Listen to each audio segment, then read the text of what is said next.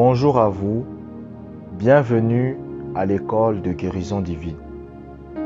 Et nous allons d'abord lire Luc chapitre 6 verset 19.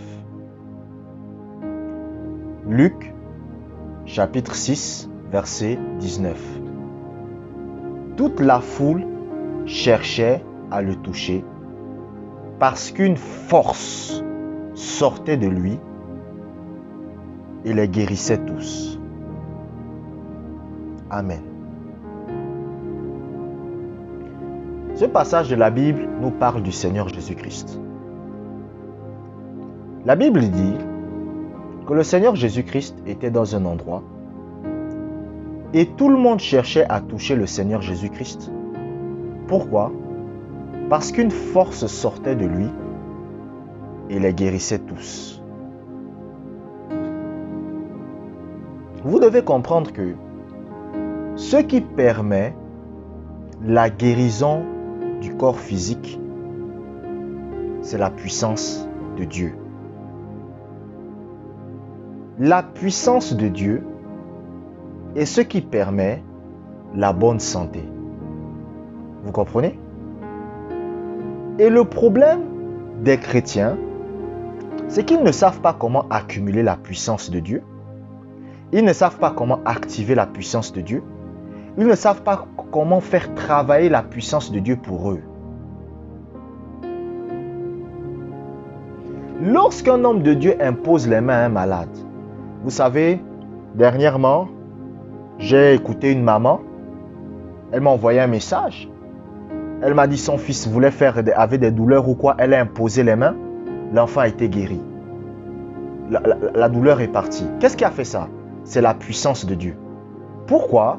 Parce que l'imposition des mains est l'un des moyens par lequel vous libérez la puissance de Dieu qui est en vous. Donc, vous devez savoir que chaque fois que vous voulez la guérison, il faut libérer la puissance de Dieu. Et je vais vous dire comment accumuler la puissance de Dieu. Parce qu'il y a des chrétiens qui confessent leur guérison. Mais sauf qu'il n'y a pas de puissance. Écoutez. Je vais vous prendre un exemple. Lorsque vous prenez une balle d'un revolver et que vous le lancez avec vos mains, ça n'aura pas de l'impact. Mais lorsque vous prenez la balle d'un revolver et que vous le mettez dans le revolver et que vous tirez, ça va tuer la personne. Pourquoi? Qu'est-ce qui a changé? Est-ce que c'est la balle qui a changé? Ce n'est pas la balle. Mais c'est ce avec quoi vous le lancez. Vous comprenez? Si je prends une balle et que je le lance avec mes mains sur quelqu'un, ça n'aura pas de l'impact sur cette personne. Mais si je prends une balle et que je le mets dans un flingue et que je tire, ça va tuer la personne. Est-ce que vous comprenez?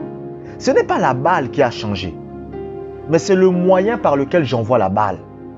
Donc, beaucoup de chrétiens confessent la guérison. Mais sauf qu'il n'y a pas de puissance derrière. Beaucoup de chrétiens déclarent leur guérison, mais il n'y a pas de puissance derrière. Parce qu'ils ne savent pas comment accumuler la puissance. Les chrétiens pensent qu'il suffit, écoutez, et c'est vrai, c'est une maman qui m'a dit ça. Beaucoup de chrétiens pensent qu'il suffit simplement de se lever et de confesser la guérison. C'est pas ça seulement, et j'ai l'habitude de le répéter. C'est pas ça simplement qu'il faut faire, c'est plus que ça. Lorsque vous confessez la guérison, si vous n'avez pas la puissance, vous aurez des problèmes. Et je vous ai dit qu'à la suite de cette vidéo, je vais vous révéler comment augmenter la puissance de façon simple. Écoutez, même un enfant de 8 ans, peut faire ce que je vais vous dire. Comment accumuler la puissance de Dieu? Comment se fait-il que Jésus marchait dans la rue, quelqu'un touche le bord du vêtement de Jésus, il est guéri? Jésus rencontre quelqu'un, il impose les mains, la personne est guérie. D'où venait cette puissance? Pourquoi tout le monde ne pouvait pas faire ça? Hein? Posez-vous cette question. Pourquoi tout le monde ne pouvait pas faire ça? Il y a des gens qui disent, que Jésus a guéri les malades parce qu'il était le Fils de Dieu. C'est faux. C'est faux. La Bible dit que lorsque Jésus est venu sur la terre, il s'est dépouillé. Ça veut dire que il n'a eu aucun privilège par rapport aux autres. C'est pour ça que le Seigneur a dit que les œuvres que je fais, dans Jean chapitre 14, verset 12, le Seigneur a dit quoi? Vous ferez les œuvres que je fais et vous en ferez des plus grandes parce que je m'en vais au Père. C'est grâce au Saint-Esprit que Jésus faisait ce qu'il fait. Ce qu'il faisait. Jésus ne faisait pas ce qu'il faisait parce qu'il était le Fils de Dieu. Il réussissait à faire ce qu'il faisait parce que le Saint-Esprit était avec lui. Donc, Jésus dit que si le même Saint-Esprit qui est avec moi est aussi avec vous, ce que je fais, vous allez aussi le faire. C'est pour ça qu'on vous dit que l'apôtre Pierre, est-ce que vous comprenez? Son ombre guérissait les malades. Est-ce que vous comprenez? C'est pour ça qu'on vous dit que l'apôtre Paul va arriver dans une ville qu'on appelle Malte. Et lorsque l'apôtre Paul arrive à Malte, il rencontre un homme qui est malade. Il impose les mains au malade et le malade est guéri. Pourquoi l'apôtre Paul réussissait à faire ça? Parce que la puissance, le Saint-Esprit qui était dans la vie de Jésus, c'est le même Saint-Esprit qui était dans sa vie. C'est pour ça qu'il pouvait faire ce que Jésus faisait. Mais maintenant, vous devez accumuler la puissance de Dieu en vous. Et je vais vous révéler comment. C'est quelque chose de très simple. C'est quelque chose de très facile. Si vous pratiquez ça, votre corps sera guéri. Mais le problème, c'est que les chrétiens ne pratiquent pas ça. Les gens que j'ai vus qui pratiquent ça ont des résultats. Qu'est-ce qu'il faut faire? Qu'est-ce qu'il faut faire? Parce que vous savez, le problème, c'est la révélation. Le niveau de révélation que vous avez va déterminer les résultats que vous allez obtenir. Est-ce que vous comprenez? Ouvrons la Bible. Je vais vous montrer comment accumuler la puissance de Dieu. Matthieu, chapitre 14, verset 23. Matthieu, chapitre 14, verset 23. Quand il l'eut renvoyé, il monta sur la montagne pour prier à l'écart. Et comme le soir était venu, il était là seul.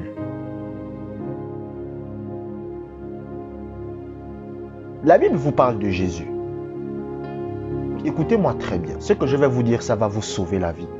Si vous avez le VIH, si vous avez l'hépatite A, B, C, moi je ne sais pas quoi, si vous avez un cancer dans votre corps, ce que je vais vous dire là, ça va vous sauver la vie. La Bible dit que Jésus renvoya les gens. Et la Bible dit qu'il monta sur une montagne pour prier à l'écart. Et il était là seul. Si vous voulez que la puissance de Dieu s'accumule en vous pour la guérison, apprenez à rester silencieux à genoux devant Dieu.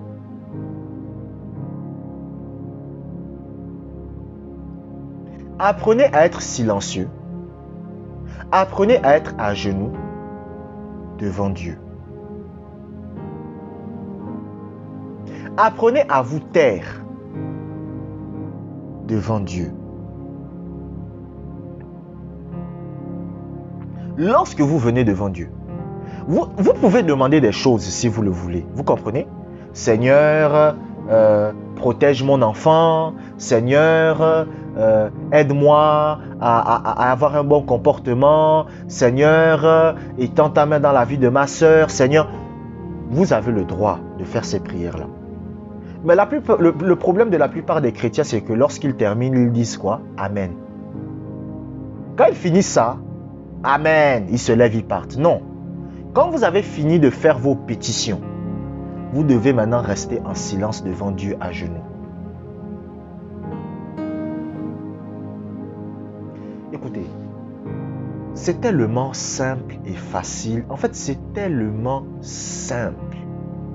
Maintenant, il y a quelqu'un qui dit, ah Josué, moi je ne peux pas rester à genoux. Vous pouvez prier en langue. Parce que, écoutez, moi j'adapte mon enseignement.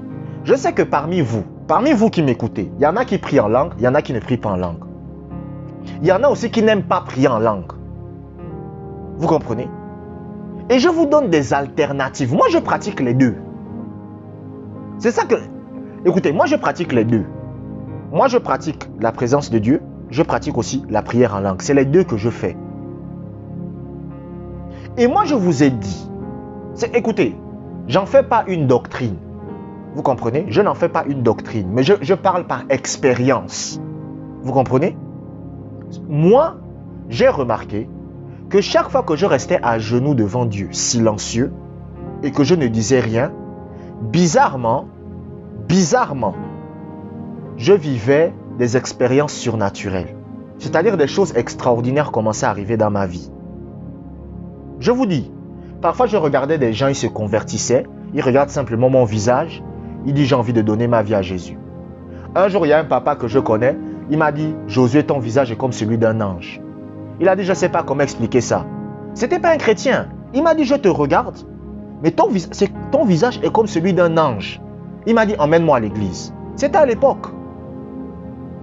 Vous comprenez?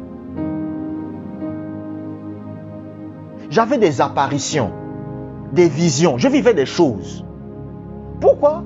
Et ça, j'avais remarqué que c'est quand je passais du temps à genoux dans la présence de Dieu. C'est-à-dire, écoutez, ma vie de prière, c'était comment? Aujourd'hui, parfois, je prie en langue. Mais ma vie de prière, c'est comment?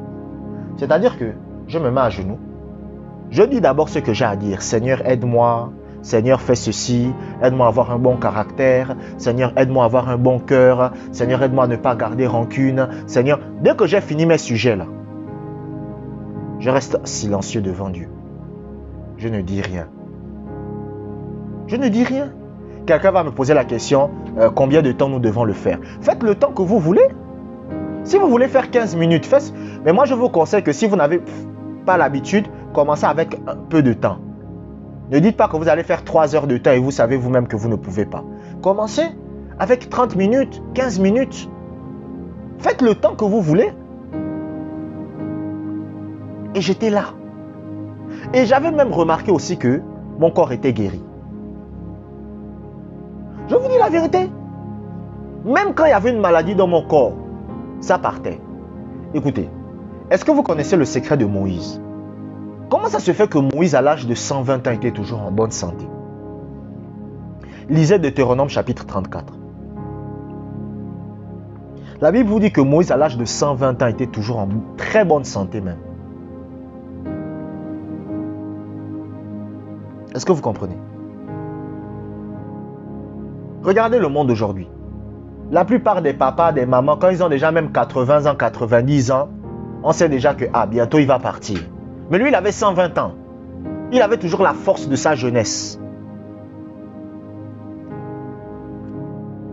Mais comment Moïse a fait? C'est parce que Moïse passait du temps en silence devant Dieu. Vous voulez avoir la puissance de Dieu dans votre vie? Passez du temps en silence devant Dieu.